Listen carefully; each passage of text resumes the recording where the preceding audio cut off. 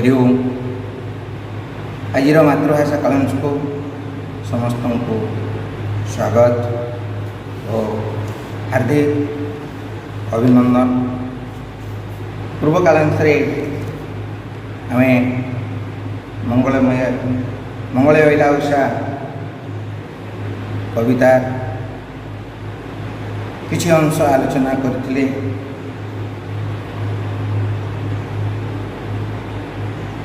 मुनि मानकर वेदध्वनि एवं ओंकार नादरे वन प्रदेश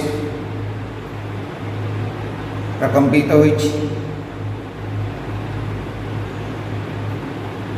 सूर्यंक रश्मि समग्र वनराज आलोकित होइछि। मुनि मानकर वेदध्वनि रे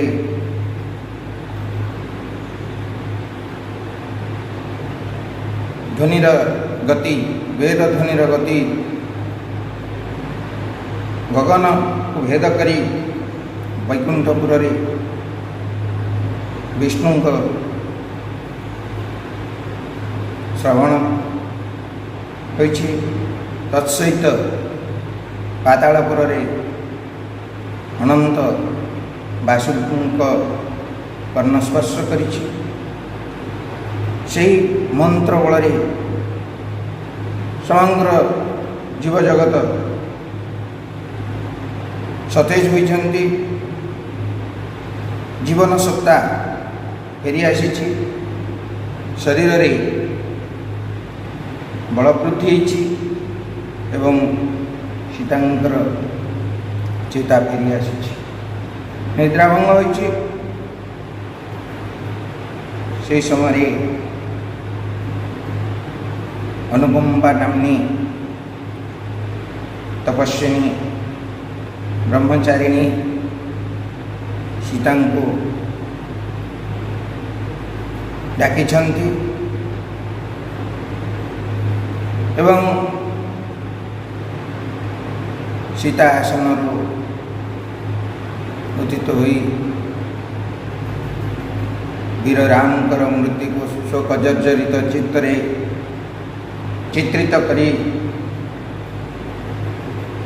वीर राम स्मरण करिछन्ति एवं अनुकंपांक पयरे नमस्कार करी उषांकर पदवंदना करिछन्ति। उषा हेउछन्ति तिमिर विध्वंसी अंधकार को नाश करिवार शक्ति अछि एवं सूर्यंकर आगमनर वार्ता समग्र जगत को प्रदान करती। तेणु रवि आगमन संशु बोली उषा को कहे से तांकर कोमल चरण रे शरण पशिछन्ति। कारण उषांक चरण रे प्रथमे सूर्यंकर ज्योति प्रतिफलित होता है। सूर्यंक ज्योति को आहरण करथिबारु सीता उषांक चरण रे शरण पशिवा सहित रघुकुल तिलक रामकर मंगल कामना करिया पाई उषांकु निवेदन करिछन्ति। ए पर्यंत आम पूर्व कालांश आलोचना करथिले। वर्तमान अन्य तीनोटी पद आलोचना करिबा। तमसा अर्थात तमसा नदी जे कि वाल्मीकि आश्रम निकट में प्रवाहित होता एक क्षुद्र पवित्र नदी जुग जुग धरी आकुल आवेगे प्रतीक्षा करी रहिथिला अपेक्षा करी रहिथिला केवे सती रत्न सीता थरे निज वक्षरे धारण करी बा निज कूल धारण करने अपेक्षा कर युग युग। प्रकृति कवि गंगाधर मेहर प्रकृति उपरे मानवत्वर आरोप करिसेंति। सती राज्यर राणी सीता तमोसा नदी तीरस्थ महर्षि वाल्मीकि आश्रम रे रात्रि यापन करिसेंति। कवि सूक्ष्म दृष्टि से आश्रम पालनकर्त्री होउछंती तमोसा। तमोसा नदी को धात्री बोली कहुई। धात्री अर्थ पालनकर्त्री अर्थात तमोसा नदीर स्वच्छ जल आश्रम निकटस्थ समस्त जीव जंतु उद्भिद जगत प्राणी जगत जीवन धारण करथांती। तार पवित्र जल को पान करती एवं कृषि कार्य इत्यादि प्रत्येक कार्य लगी व्यवहार कर तमोसा नदी को आश्रम धात्री बोली कहुई। से सती शिरोमणि सीता को देखी कोल धरवाई प्राण व्याकुल हो उठी। रघुकुल तिलक रघुकुल बधू अयोध्या राजलक्ष्मी रामकर धर्मपत्नी जगत जननी देवी सीता राजकीय भोग पिपासा को परिहार करी कोलरे विहार करिवे विचरण करिवे ये कथा से केबे मध्य आशा कर नथला। तेणु से अत्यंत उत्साह आग्रह आनंद रात्रि शेष सीता को स्वागत करने विभिन्न प्रकार व्यवस्था प्रस्तुत कर व्यवस्था कर आश्रम तमोसा नदी पर्यंत तीर पर्यंत प्रांगण रे आश्रम प्रांगण ठारू तमोसा नदी तीर पर्यंत रास्ता सुगंधित पुष्प बिंची सुवासित नीर वा जल सिंचन करिछि। आ प्रभाती तारा को मंगल प्रदीप रूप प्रज्वलन करी जाली शिव मीननयन सीतांकर आगमन को बा आशिबा पथ को बारंबार चाहि रही प्रतीक्षा करिछि। कवि को सुंदर भाव वर्णना करछन्ति। उत्सुक हृदये रात्रि शेषरे आश्रम धात्री तमसा निर्मल गात्री पवित्र धारा प्रांगणी कुसुम बिंची सुवासित नीर सिंची मंगल प्रदीप रचि प्रभाती तारा मुहुर्मुहुर्मीन नयने चाहुथिला सीता सती सुभागमने मुहुर्मुहुर्मिन नयने चाहुथिला सीता सती सुभागमने।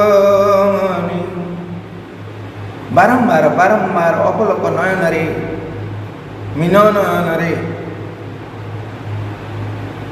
चाहि रहुथिले प्रतीक्षा करछि। तापरे उट्टजु तापस कन्या अर्थात तापस कन्या कहले मुनि कन्या। तापस कहले मुनि बा सन्यासी। तापस कन्या मुनि कन्या मानक स्नेह असीम स्नेह आदर रूपक बन्या प्लावित होइथिबा जगतरे श्रेष्ठ सतीरत्न रूपी विवेचिता होइथिबा सीता कुड़ियारू बाहरिले।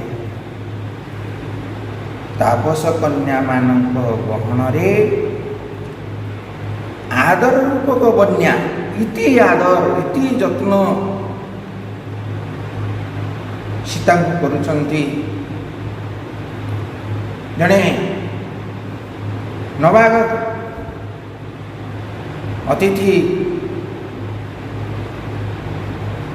सीता से आई नुहति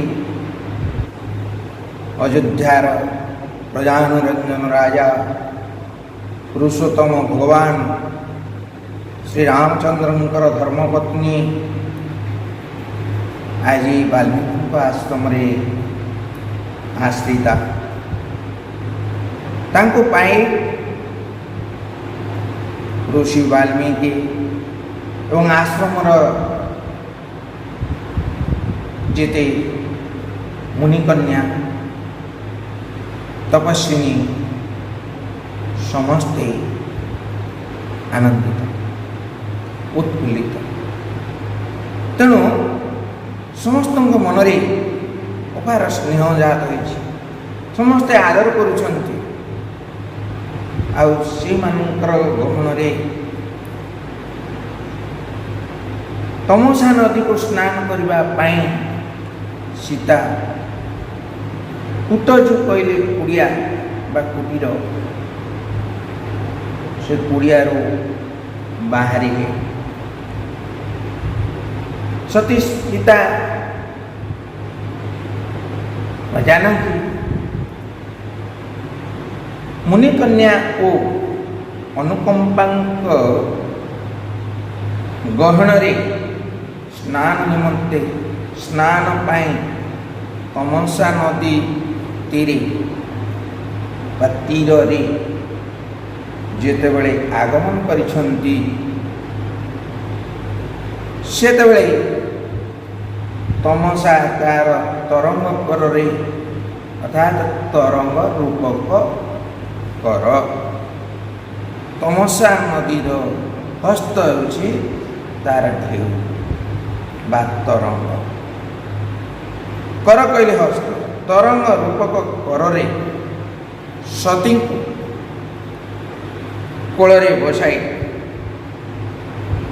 कोଳରେ धरी बा अंकरे अंक कहले कोळ आ गोटे अंक होछि संख्या तमसा तार अंकरे बा कोଳରେ धारण करी स्नेहालिंगन करी निजको धन्य मन करिछि। तमसा सीता को कोଳରେ धारण करी आलिंगन करी स्नेहालिंगन स्नेहरे आलिंगन करवा निजको धन्य मन करिछि। देवी सीता ताको सौभाग्य प्रदान करिथिबारु संसार रे समस्ते ताको भाग्यवती कही प्रशंसा करी बोली संतुष्ट चित्तरे प्रकाश करुछि। कवि आपको सुंदर भाव वर्णना करिसंती। उत्सुक हृदय रात्रि शेषरे आश्रम धात्री तमसा निर्मल गात्री पवित्र धारा प्रांगणे कुसुम विंची सुवासित नीर सिंची मंगल प्रदीप रचि प्रभाती तारा मोर्मोहिन नयने चाहुथिला सीता सती सुभागमणि मोर्मोहिन नयने चाहुथिला सीता सती सुभागमणि। अर्थात प्रांगण रे कुसुम बिंची नहीं कुसुम केमती बिंचिला। अर्थात तमसा नदी को ये मानवी रूप में अवतरण करिथिबारु तार हस्त अच्छी तरंग रूपक घर तेणु प्रांगण रे कुसुम बिंची सुवासित नीर सिंची। अन्य अर्थरे कहिया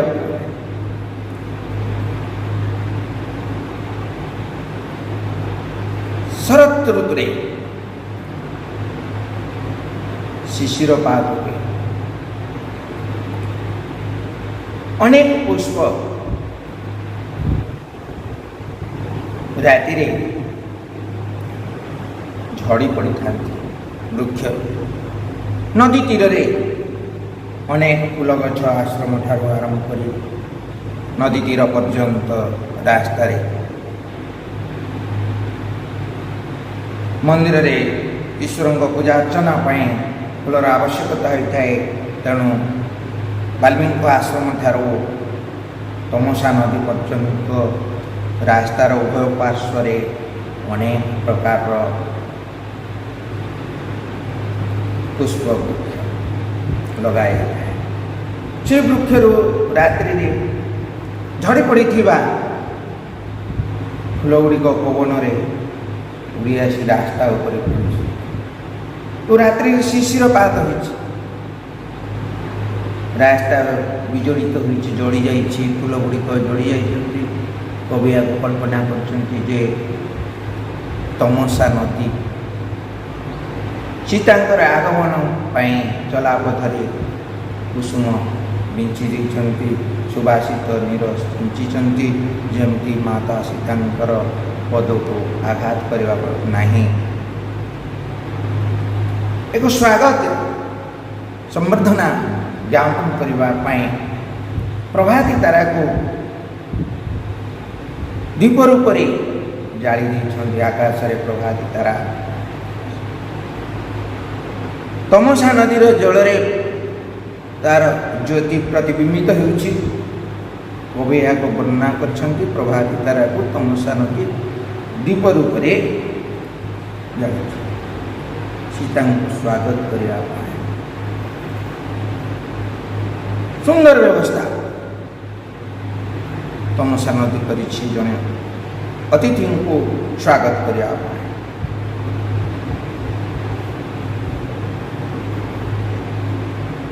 कुटीर तापस कन्या मुनिकन्या मान गहन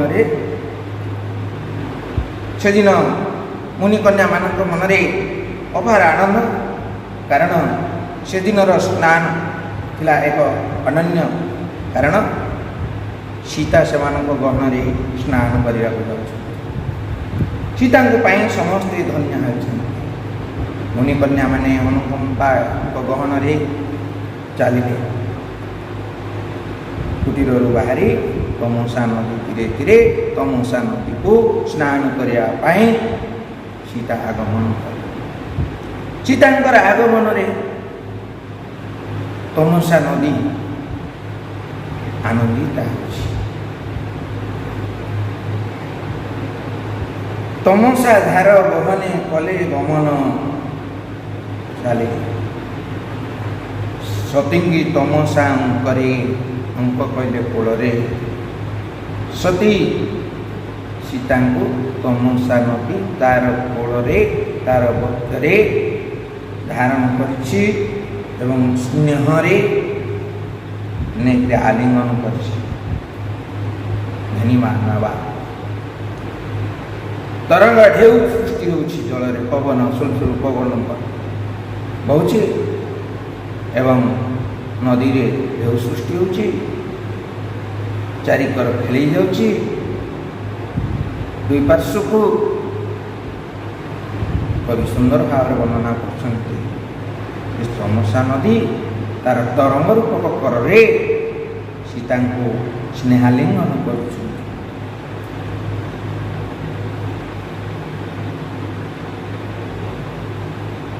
ଆଉ ତମସା ନଦୀ ସୀତାଙ୍କୁ ମଧୁର ସ୍ୱରରେ ସୁମଧୁର ସ୍ୱରରେ ସନ୍ତୁଷ୍ଟ ହୋଇ ପରିତୋଷରେ କହିଲେ ସନ୍ତୁଷ୍ଟ ହୋଇ ତୋଷ ହୋଇ କହିଲା ସୀତାଙ୍କୁ କୋଳରେ ପାଇ ସୀତା ଦେବୀ ତମସା ନଦୀର ଜଳରେ ସ୍ନାନ କରିବାରୁ ତମସା ନଦୀ ଆଜି ଧନ୍ୟ ହୋଇଯାଇଛି। ସେଥିପାଇଁ ସେ ସୀତାଙ୍କୁ କହିଛି ମା ବୋଲି ସମ୍ବୋଧନ କରିଛି। ଜଗଜ୍ଜନନୀ ଜଗତମାତା ସୀତାଙ୍କୁ ତମସା ନଦୀ ମା ବୋଲି ସମ୍ବୋଧନ କରିଛି। ମା ଗୋ ମୋ ମାନସରେ ନଥିଲା ଆଶା, ମୋ ମାନସରେ ମନସ୍ଯୁକ୍ତ ମାନସ ମୋ ମନରେ ମାନସ କହିଲେ ମନରେ ମୁଁ କେବେ ଆଶା କରିନଥିଲି ଯେ ସୀତା ଦେବୀ ରଘୁ କୁଳବଧୂ ଅଯୋଧ୍ୟାର ରାଜଲକ୍ଷ୍ମୀ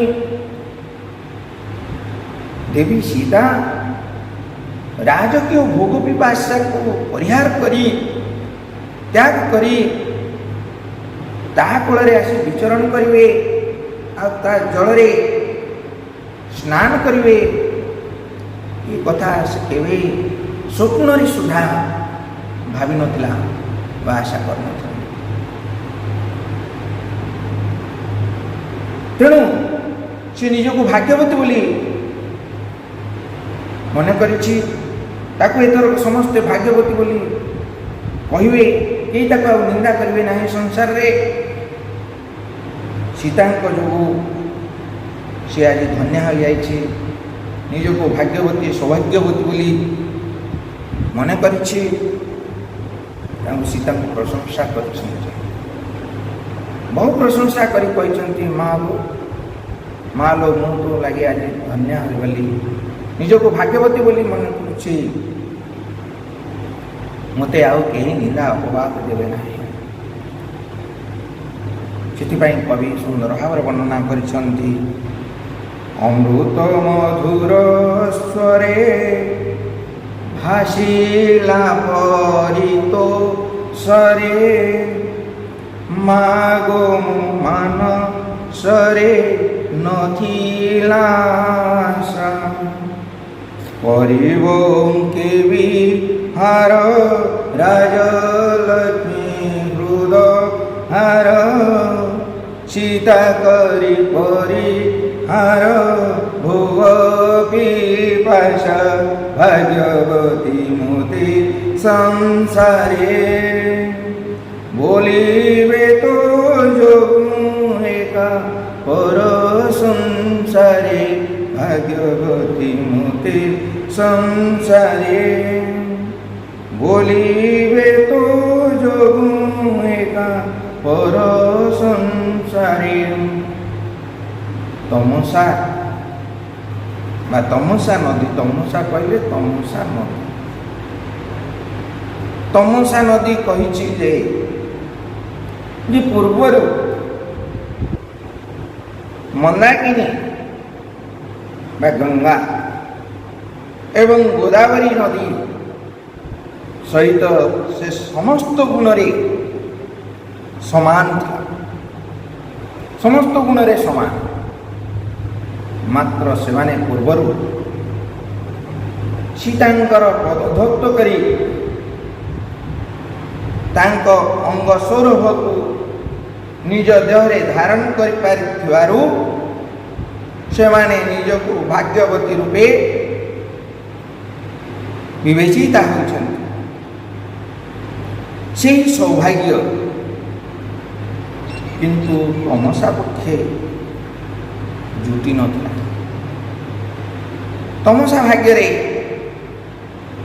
सीतांक प्राप्तिर जो सौभाग्य एपर्यंत जुटी नथिला। तेणु सीता को लाभ करी आज इति दिन परे तार मनोवांछा पूर्ण होइछि। तेणु कवि गाइछन्ति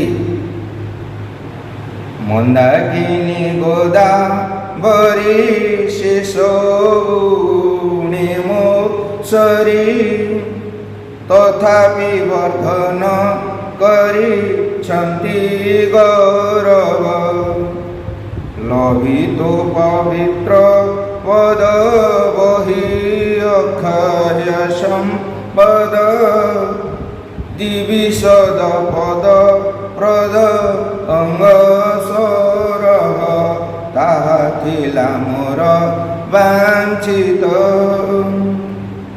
तद भावे उठिली मने लांछित ताहा थिला मोर वांछित तद भावे उठिली मने वांछित। अर्थात मंदाकिनी ओ गोदावरी नदी, भार्गवी नदी पर अनेक नदी पूर्वरु सीतांकर पदधत करी धन्या हो जाए, निजको भाग्यवती रूपे विवेचिता होइछन्ति। से सौभाग्य तमसा पक्षे जुटी नथिला। मंदाकिनी गोदावरी से सब गुणे मो शरीर मोर परी तमसा नदी परी तुलनीय समान थिले। तथापि से माने गौरववर्धन करिछन्ति, गौरवान्वित होइछन्ति। केमिति ना पूर्वरु सीतांकर पाद स्पर्श करी बहन करी अक्षय संपद पाइछन्ति। आ दिविशद पद प्रदंग सौरभ, दिविशद कहले देवता मानकर पाद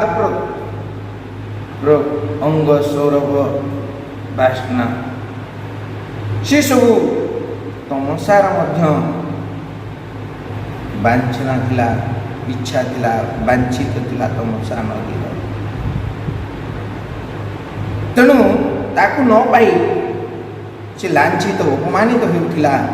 आज तार सौभाग्य श्री सीता निजर कोल आलिंगन करी सीता तमसा नदीर स्वच्छ निर्मल जल स्नान करिवारो तमसा निजको भाग्यवती सौभाग्यवती बा धन्या मन करिछि।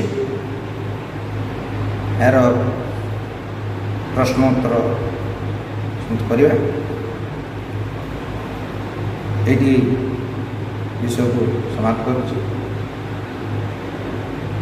समस्त वीडियो को समस्ते देखे बोली आशा और विश्वास रखी आज कालांश को सांग करुछि।